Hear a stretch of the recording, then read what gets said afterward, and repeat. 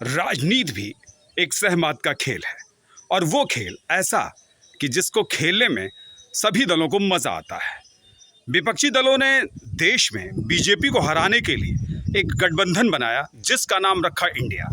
अब इंडिया गठबंधन से बीजेपी को लगा कि कहीं हम हाशिए पर ना चले जाएं, कहीं ये लड़ाई हमसे 2024 की छिन ना जाए। इसलिए बीजेपी ने भी एक तुरुप का पत्ता खेला। उन्होंने अब इंडिया को भारत में बदलने की कवायद शुरू कर दी।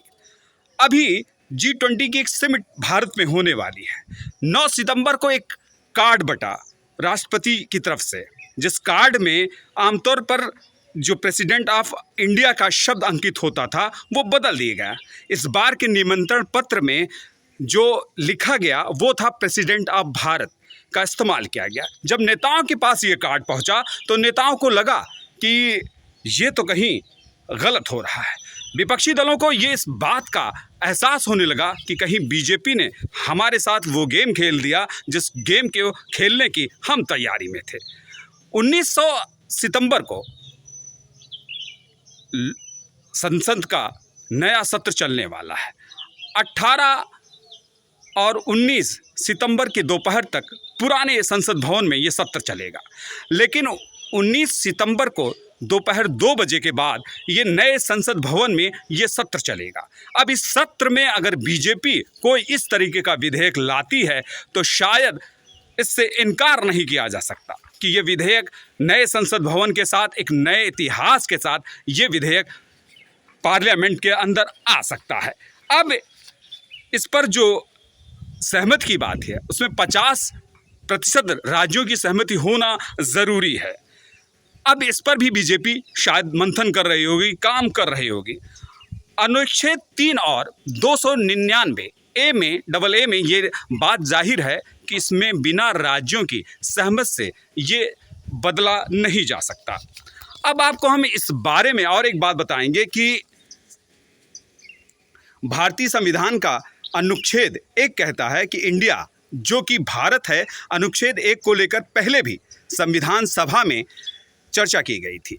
संविधान सभा के सदस्य HB कामत 18 सितंबर 1949 में इस मामले पर उन्होंने एक बहस शुरू की थी।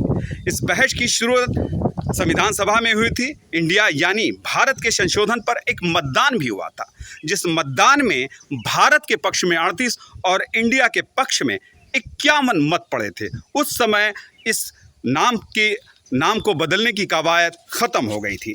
इसके बाद यही कवायद आखिर में उत्तर प्रदेश में शुरू हुई। उत्तर प्रदेश के तत्कालीन मुख्यमंत्री जो 2004 में थे वो मुलायम सिंह यादव थे। मुलायम सिंह यादव ने भी विधानसभा में एक प्रस्ताव लाया। उस प्रस्ताव में उन्होंने देश का नाम इंडिया से बदलकर भारत की कवायद रखी कि अब भारत देश को भारत ही कहा जाए। लेकिन जब विधानसभा में मतदान की नौबत आई तो भारतीय जनता पार्टी यानी बीजेपी के सभी विधानसभा सदस्य सदन से बाहर चले गए और उन्होंने इस मतदान का बहिष्कार किया।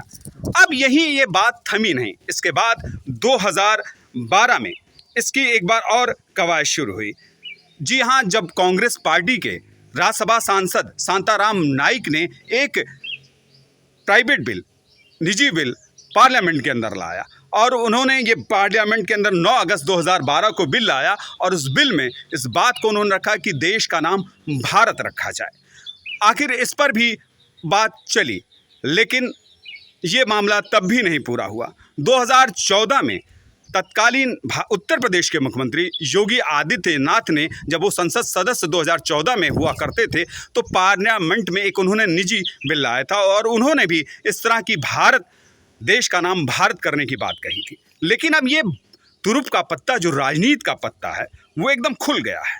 अगर इंडिया गठबंधन को लग रहा है अब कि हम कहीं इन्होंने ये कार्ड भारत खेल दिया तो हम नुकसान में जा सकते हैं, वहीं इस बात की तस्दीक इंडिया गठबंधन को है कि हमको बेनामी कर रहे हैं। लेकिन अभी जो बयान जिस तरह से भाजपा के नेता दे रहे हैं कि भारत के खिलाफ जो लोग हैं वो इस चीज़ का विरोध कर रहे हैं, जो कि इसमें कुछ गलत नहीं है। हालांकि जो अनुच्छेद 1 कहता है उसमें इस तरह की कवायद हो सकती है, बदले जा सकते हैं। और मैं तो यही सलाह दूंगा इंडिया गठबंधन के नेताओं को कि इस बेवजह की फिजूल बातों में ना पड़ें। आखिर देश भारत ही है, और अगर इंडिया से भारत ही रहेगा तो इससे कुछ नहीं होने वाला, बल्कि वो अपनी लड़ाई को तेज धार पर चलाएं, क्योंकि अगर बीजेपी के इस पत्ते में वो खेल गए तो ये चुनाव लड़ना और लड़वाना उनके लिए बड़ी टेढ़ी खीर होगा और ये लड़ाई लंबी चलेगी।